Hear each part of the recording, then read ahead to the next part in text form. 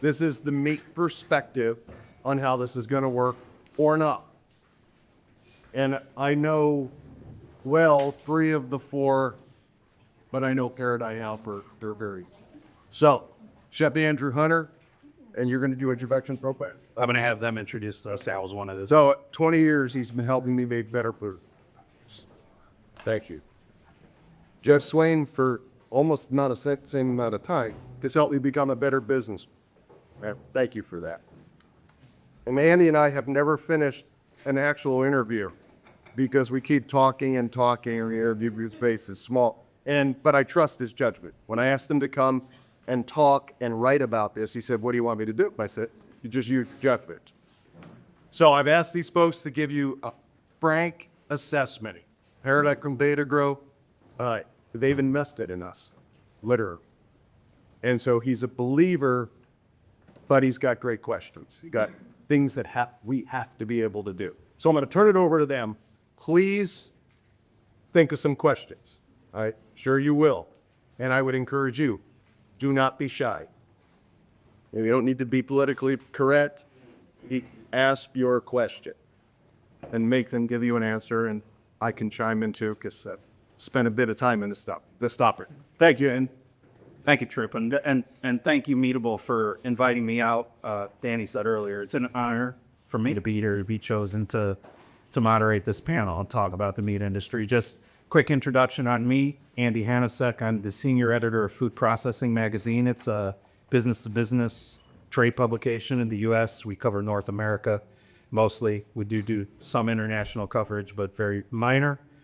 Prior to that, I've done that for a couple of years. Prior to that, I worked as the editor-in-chief of the National Provisioner, which is a meat and poultry trade publication in the U.S., and that's where I met Trip and, a couple of the panelists here over the years. So that's my story. That's why I'm here. I wanted to let our panelists give a quick 15-second introduction to themselves, a little bit of background. So, Chef, why don't you start? Hi, I'm Andrew Hunter. As I've met many of you, as you can see from my uniform, I'm a chef.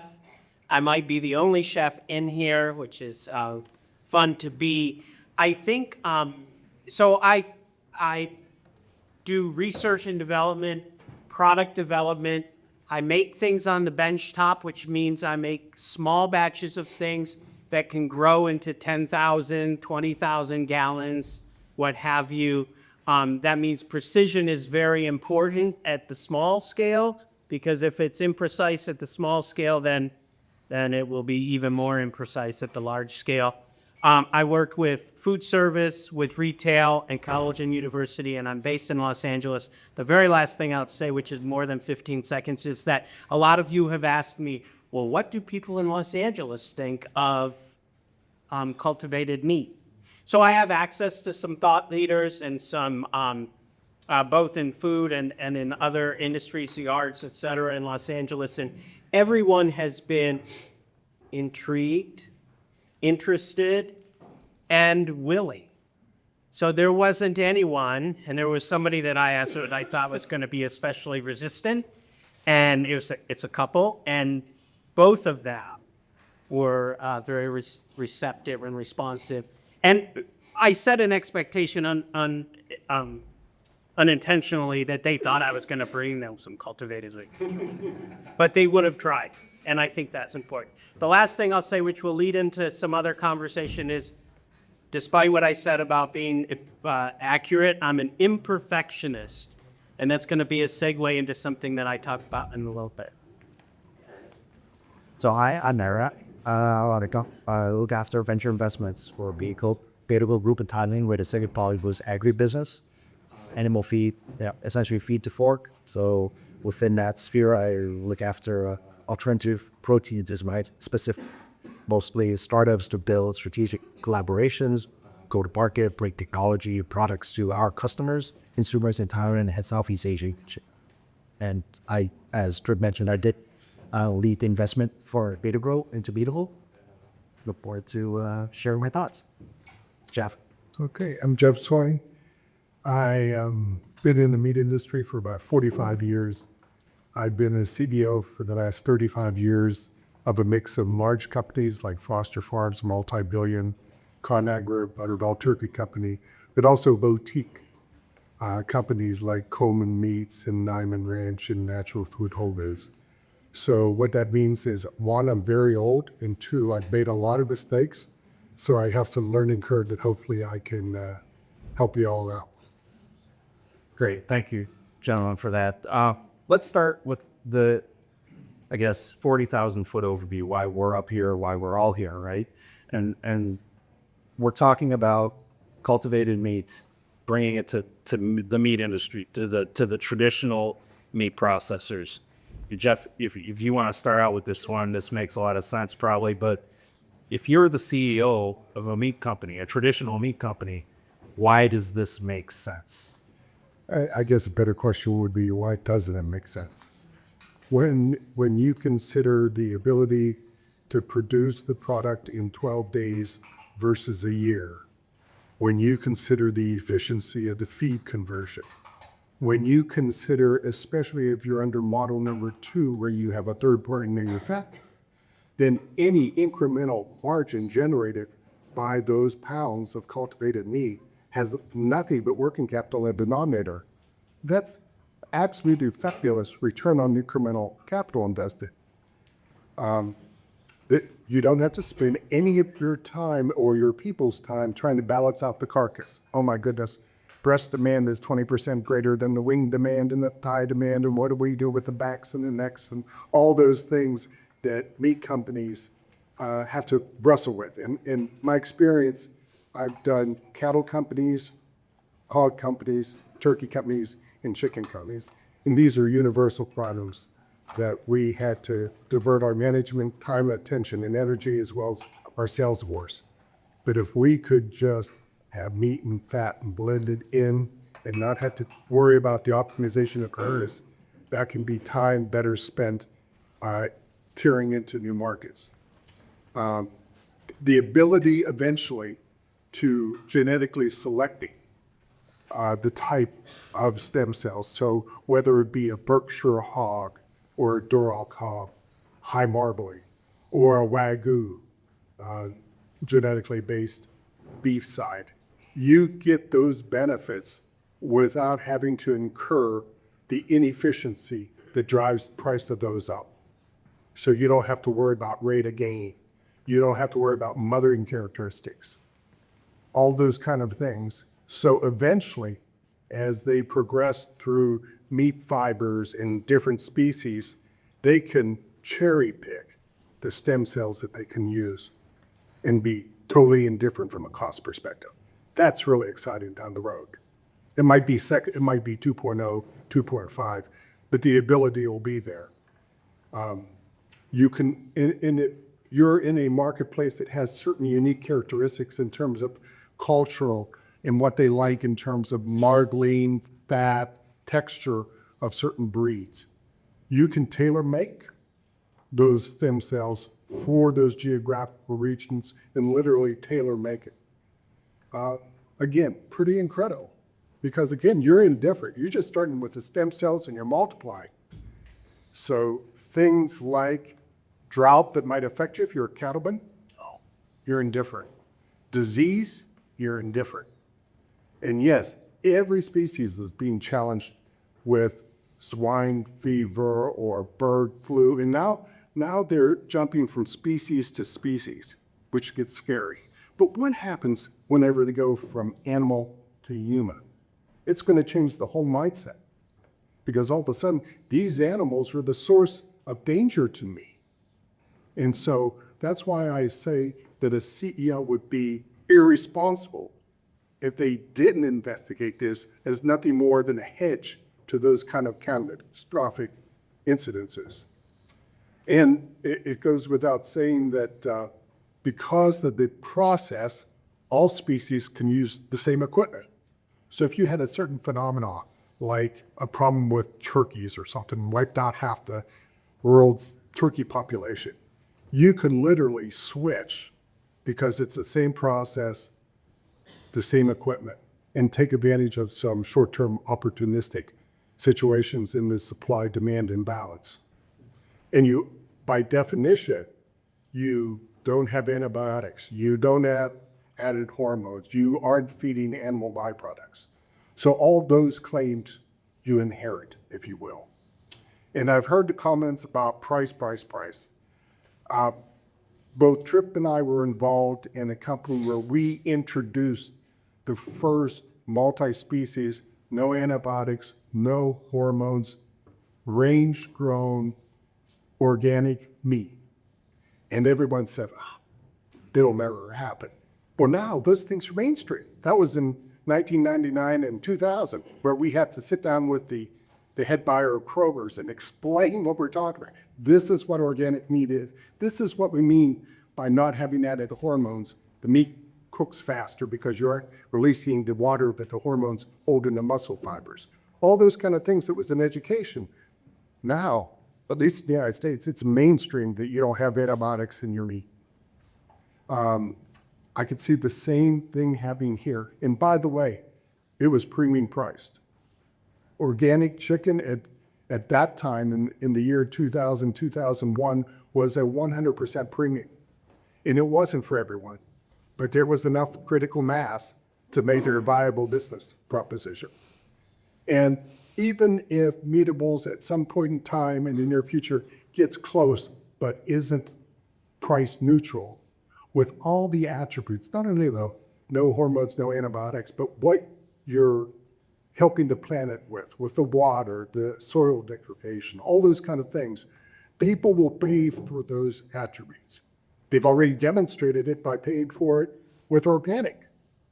Again, not for everyone, but there's a sufficient percentage of the population that gives enough value to it. We have a company called Vital Farms out of San Antonio, Texas, that does pasture-raised eggs. And the eggs, this is pre all the bird flu. Regular eggs went for $2.99 a dozen. Theirs went for $6.99 a dozen, but it was pasture-raised, no antibiotics, the whole bit. But pasture-raised was the key there. And they were sold out every week. And whenever they went public, we're talking $150 million in sales, and their cap at the time of the IPO was $2.1 billion. So, and you can verify that. You can Vital Farms. So, anyhow, to make a long answer, long-winded, bottom line is, I don't understand how a responsible CEO of a meat company doesn't get involved to some degree in this space.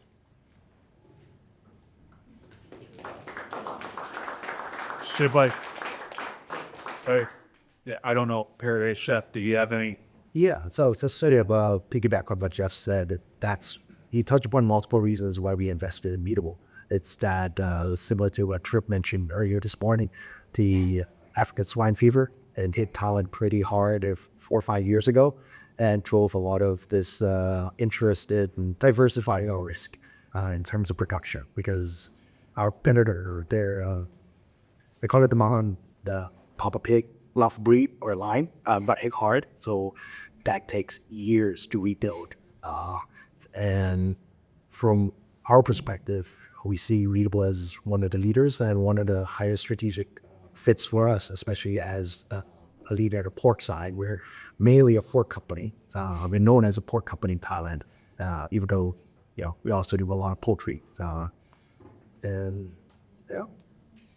Well, the disease issues, in the U.S., we've got high path AI that's jumped to the dairy herd, and people are getting sick. And we all know these bugs, if you will, are always evolving, right? So it makes a lot of sense. Who's to say the beef herd won't get affected by that, or it'll jump to swine or whatever it is? So that makes a ton of sense. Why not shift gears? We'll probably talk about some of those details too, but I wanted to talk because we tried the product today, right? It was a blended product. And I wanted to talk about consumer trends in blended meat products, right? For a long time, I've been around for a while, certain consumers, they look at a sausage or a hot dog or something like that, and sometimes they think maybe this isn't the healthiest thing for me, right? But what are some of the trends you've seen? And Chef, you're an expert in blending here. What are some of the trends you've seen with consumers when it comes to these blended products, to where, you know, we're here talking about mixing Meatable with something that if you asked 25 years ago, somebody out in the consumer marketplace might say, well, I don't eat a lot of sausage. It's not good for me, you know, depending on who you ask. What are the trends driving that kind of revolution in a sense? So if I can expand a little bit from just Meatable and talk about meat in general, this idea of blending is taking a percentage of meat and a percentage of other ingredients like fruits and vegetables, grains, greens, and also supplements that we can fortify this meat blend with. And it's a ground meat. It can be beef, chicken, pork, it can be seafood, but less likely. And it's typically 75% protein and 25% an inclusion.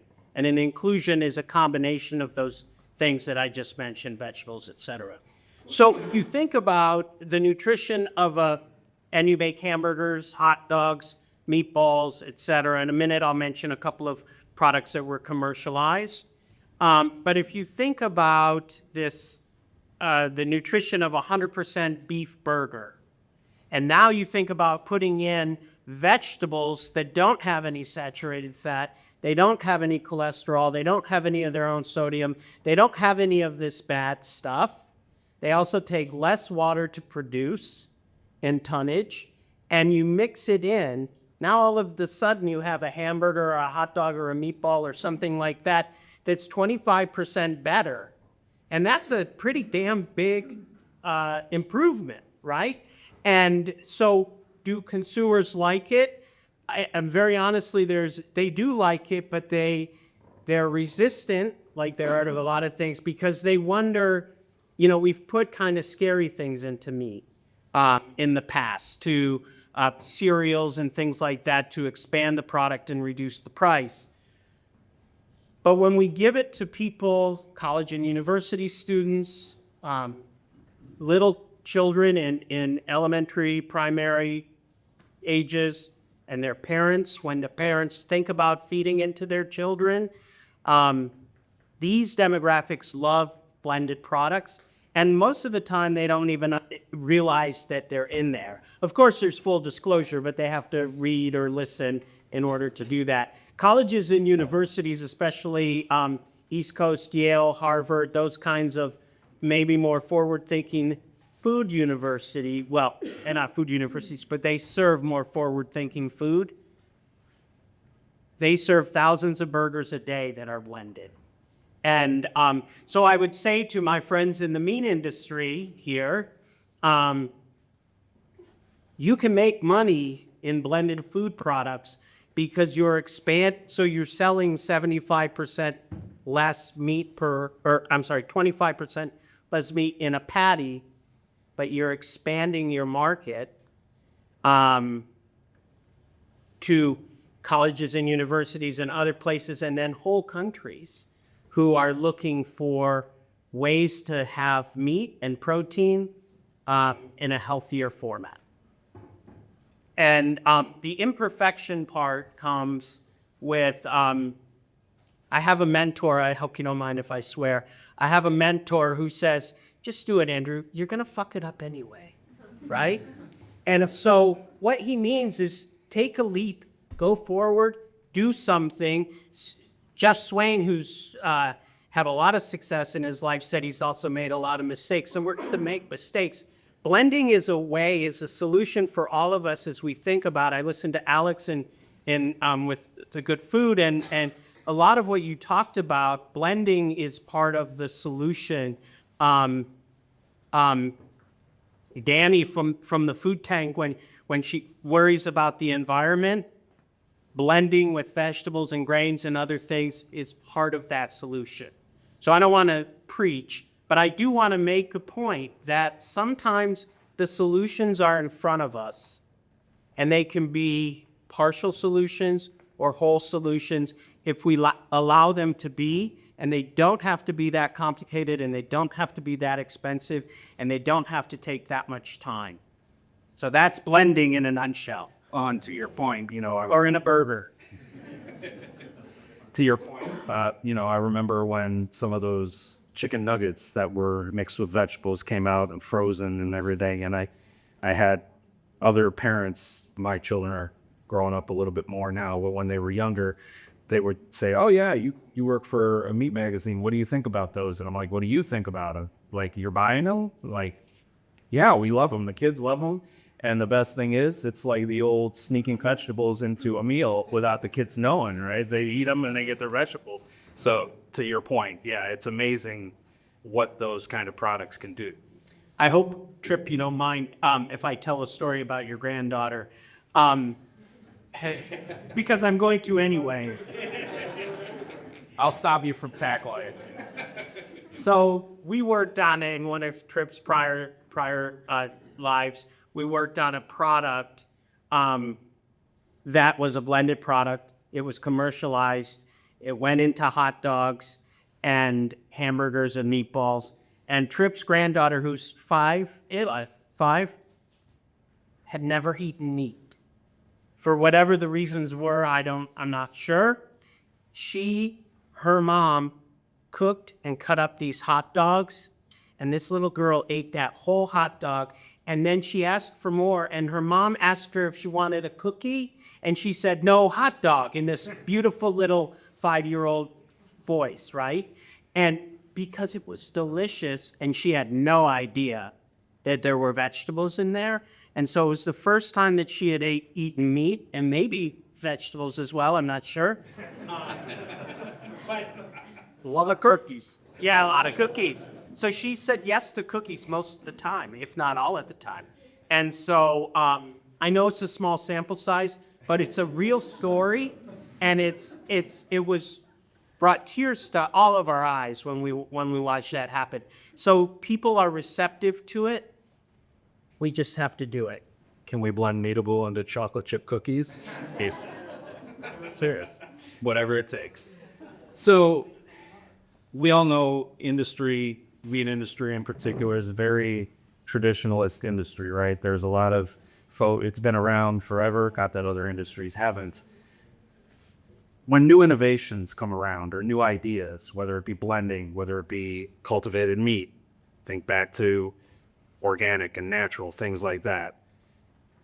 The resistance to change that you see in the industry, do you think it's typically more brought on by a fear of change or a fear of diverting away from decades-old thinking, just being too traditional? I think it's a fear of failure. Fear of failure. Okay. But if you look at the total landscape, and I think it's really important of who you approach in the meat company.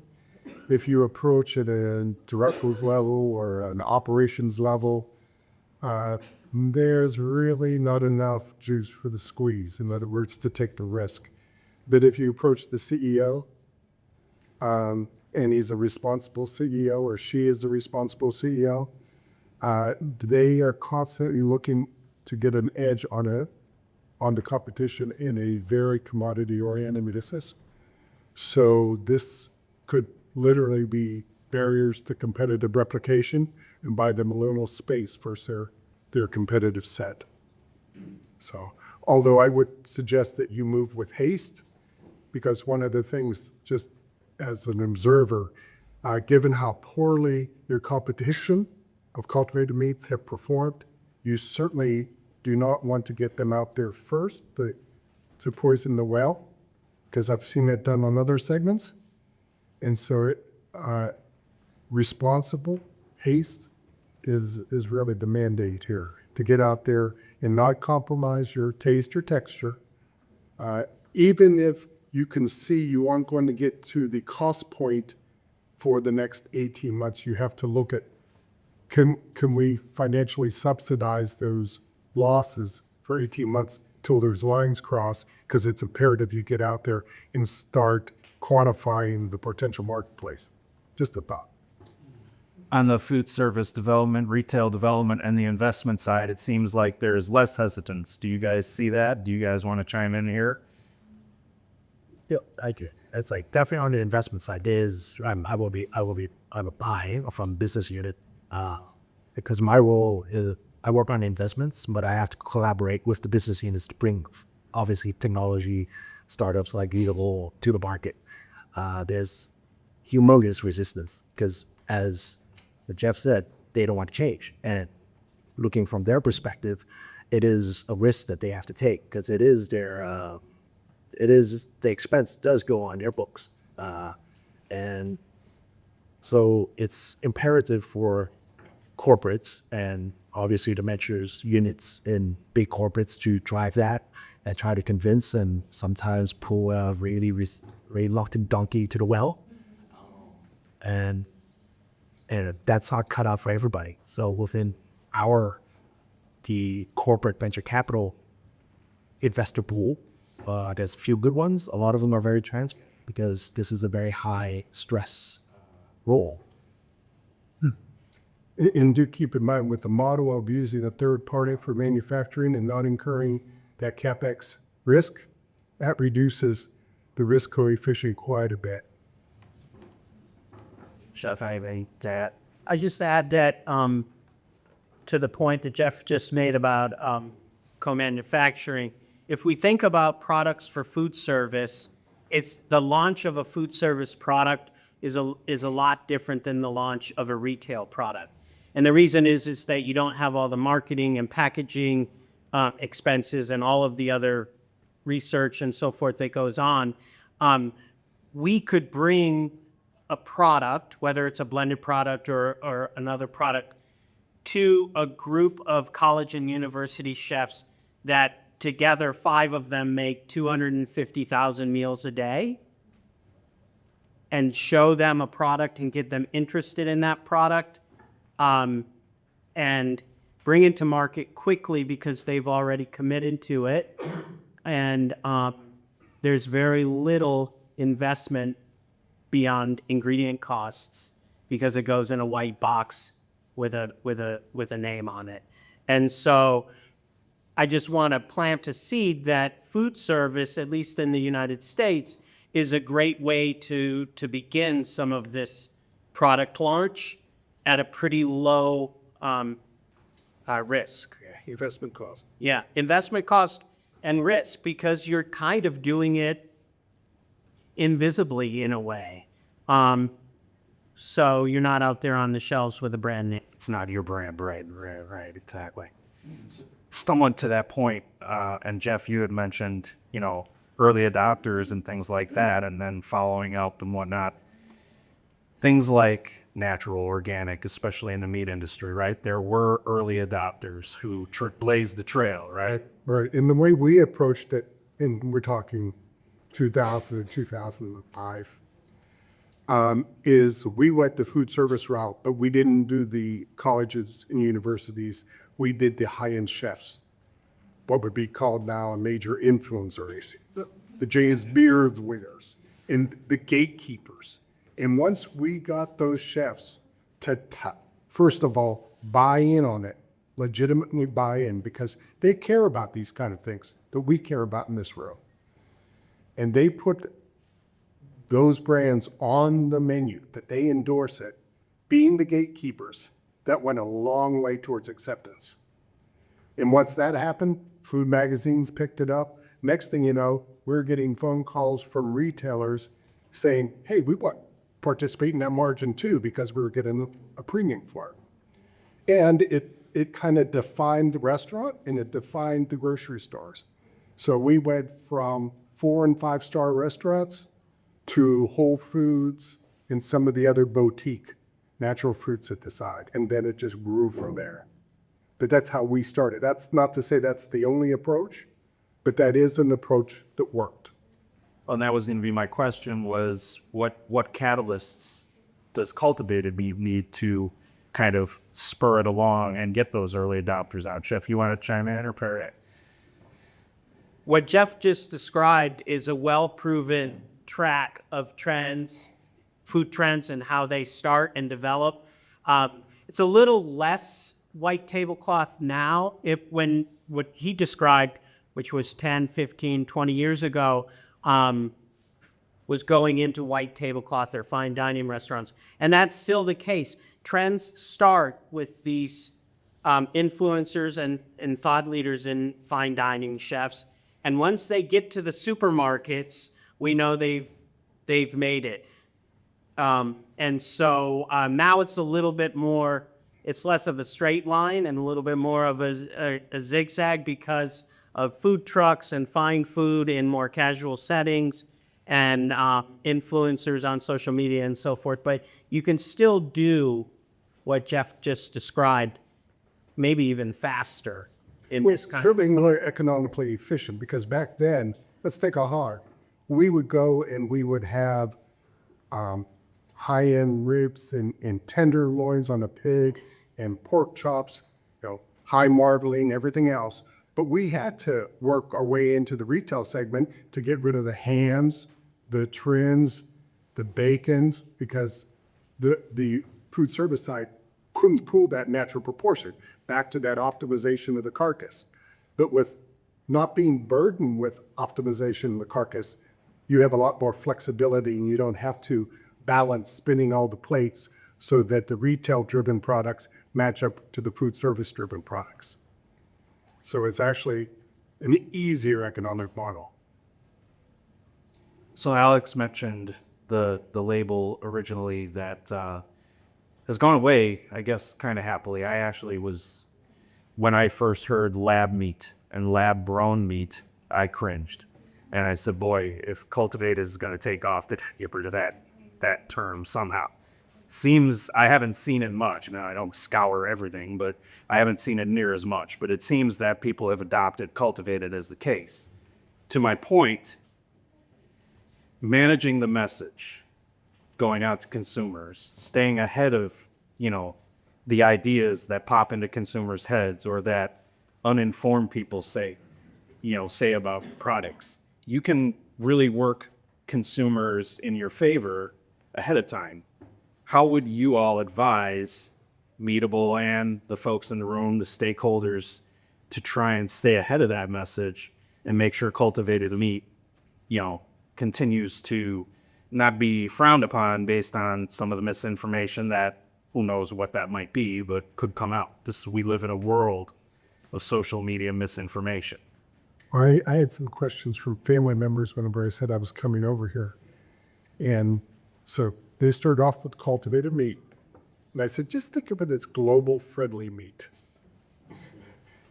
I'm not saying that's the right phrase. Yeah. But you have Trip here, and he's a bastard coming up with how to brand something and make it stick and eliminate the negative connotation. So I don't even pretend to. But there's ways around it. There is. To emphasize the attributes. Because you have lots of attributes with this approach. Tremendous amount of attributes. And I would imagine working with chefs and retailers also helps, because you're now working, like you said, with the influencers and what. Any other thoughts? I think you got to get it on plates and in mouths. Yep, that's what you got to do. And I understand there are regulations and all of that sort of thing. Once you're able to clear those hurdles, get it on plates and into mouths. And that's your best marketing. And do what Jeff and Tripp did. The right plates are important. Influencers' plates, fine dining plates, and so forth. Plates and mouths. Kind of the last question I had, and then we can even open it up, unless we think of something else. Politically charged landscape that we live in the U.S. And for those who are not living in the U.S., it's beyond just our current president and the last president. It's been a mentality that has grown, some would say festered, over the past decade and a half, 2 decades.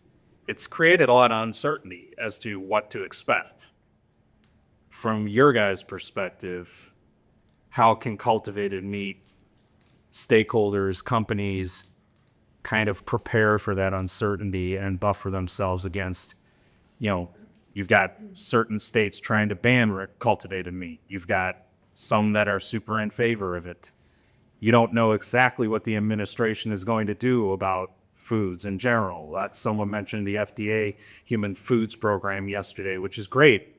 I think, it's a big difference from what the FDA was prior, but we don't really know how that's going to go moving forward under the new administration yet. So with all this uncertainty, what's your best piece of advice for the folks here in the room about cultivated meat and keeping it moving? I don't know if I have advice, but because I don't think United States might be at your top list anyhow. Sure.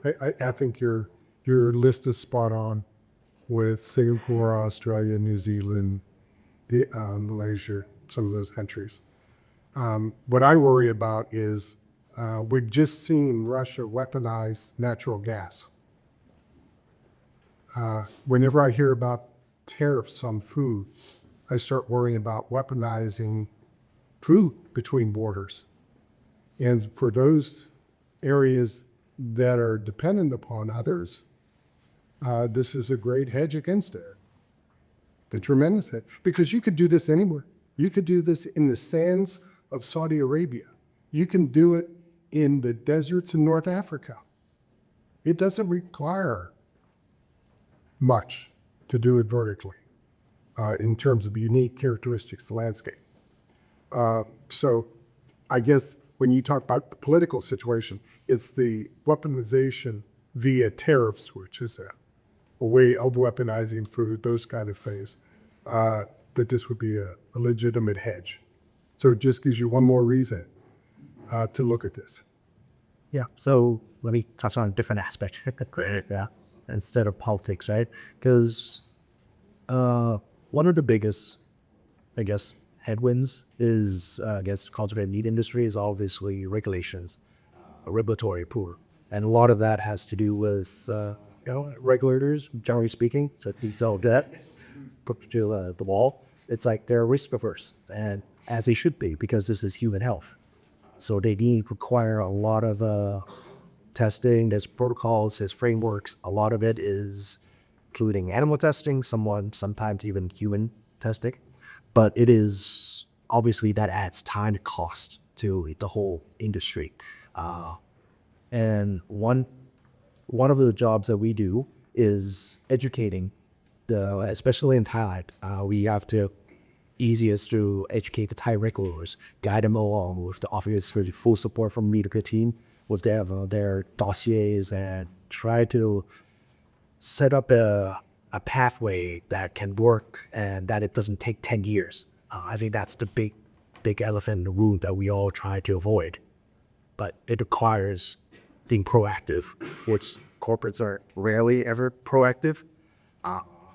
But that's the unique position that I with the relationship we have with Meatable. They're very upfront about it and very proactive, and that's why we're very happy partners for them. And I'm not sure I have much to add. With the politics, I think in the U.S. you're advised to take a wait and see approach, and wait and see might be 4 years or 8 years, but that's what I would think. But for Meatable specifically, I'm not sure that Meatable would be going to the U.S. much before then anyway. And so if you gain traction in other countries and parts of the world, success is contagious. And one thing that this administration has shown us in the last month or two is that they're unpredictable. So they may well think cultivated meat is fantastic. Right. I don't know yet, but I would go someplace else before I went to Washington. Bo, do we have time for more questions or no? Or Let's do a question if there is a question. does anybody have a question? Okay. Andy, I'm hoping you could weigh on. Do you want the mic? It's on the third bar. Oh. Okay, so I have two questions, I think, but I think they're related.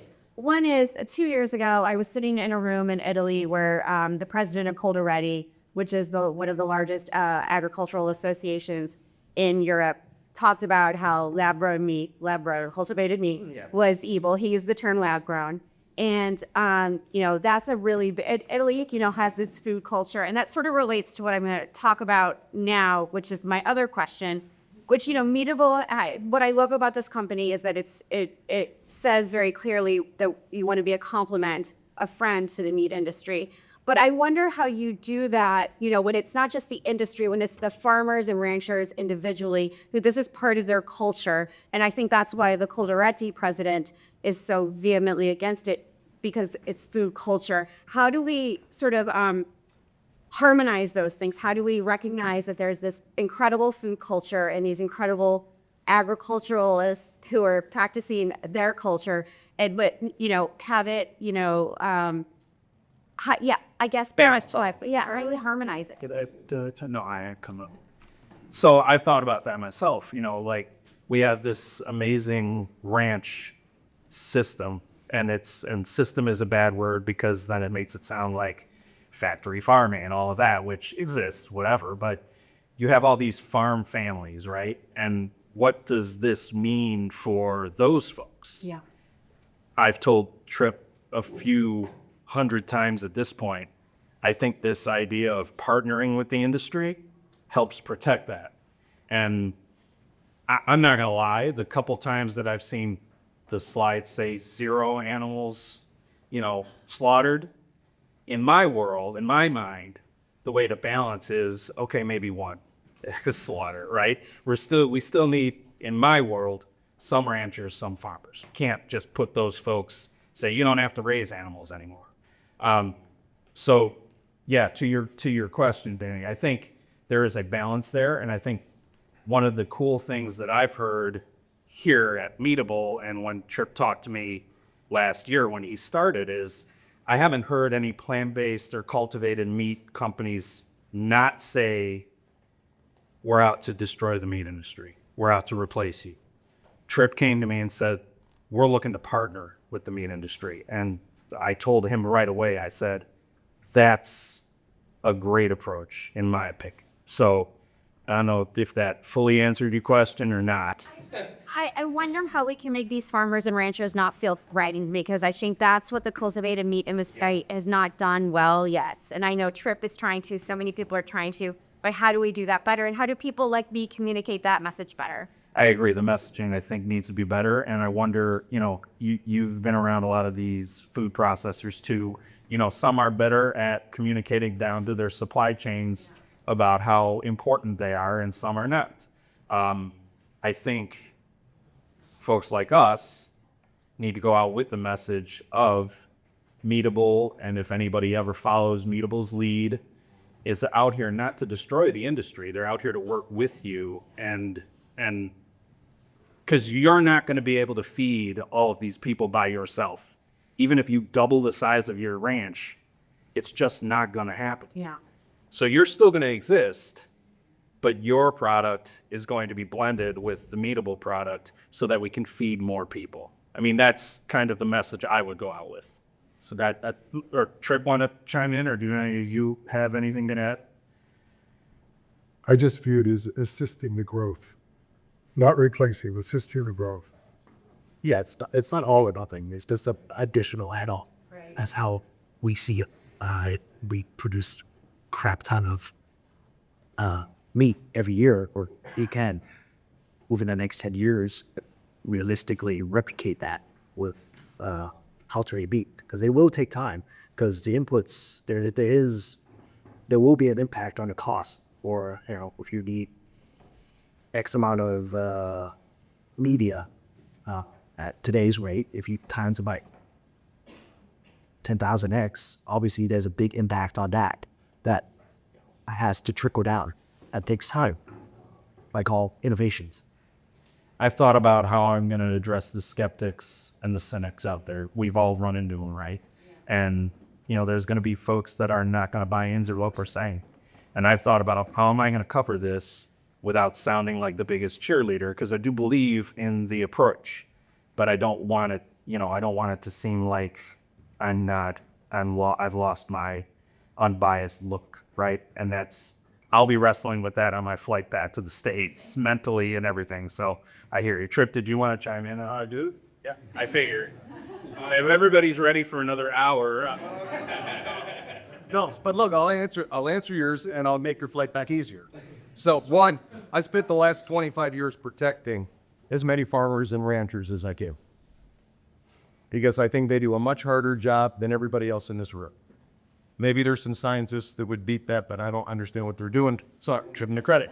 So, Hammy, not one farmer or rancher will be hurt by cultivated meat. Not one. Not one. And here's why. If we let it go the way it's going, the meat industry will put more pressure on those farmers and ranchers. What they'll say is, we need more cattle, we need more pigs, we need more chickens, we need more of what you raise, and we don't care about the impact on your farm or your ranch. You'll feed them faster, you'll feed them hotter, you'll feed them things that burn their livers out, that makes chickens not be able to walk. You'll do the things to get the meat. I used to do that before I became enlightened because I didn't care.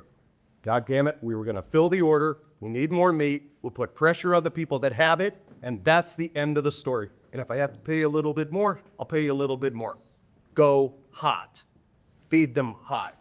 Push them. You look at land, you say, what's the carrying capacity of an acre? How many head can you have? And they go, the answer is 5. And go, yeah, the answer could look like 6, though, couldn't it? And a rancher goes, oh my God. If I don't say yes, they're going to pick somebody else. He'll do something negative to me.